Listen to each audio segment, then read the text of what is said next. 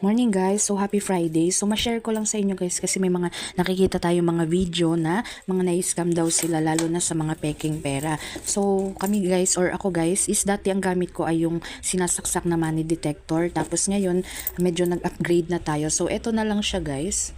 Ayan, eto na lang yung gamit natin. Parang flashlight lang siya. Ayan siya. Tapos rechargeable din siya, type C na siya guys. Tapos papakita ko sa inyo para hindi kayo nabubudol guys. Mura lang naman ito siya, mga nasa 80 or 100 plus lang naman yan siya. Ayan. So para hindi kayo nabubudol, bumili kayo nito guys, lalo na yung sa mga katulad nating may mga sideline or may mga nagnenegosyo. So ayan, nakikita nyo. Ayan yung mga parang mga ito, nakikita rin to sa PSA guys. Ayan, yun kapag nailawan siya. Ito yung sa bagong pera natin. Ayan, nakikita nyo. Ayan. So, pang-detect yan siya, guys. And very handy lang siya. Kaya, mag-invest kayo, guys, sa ganito. Mura lang naman to siya. Ayan. Para hindi kayo na kukuhanan po or na i-scam. Ayan.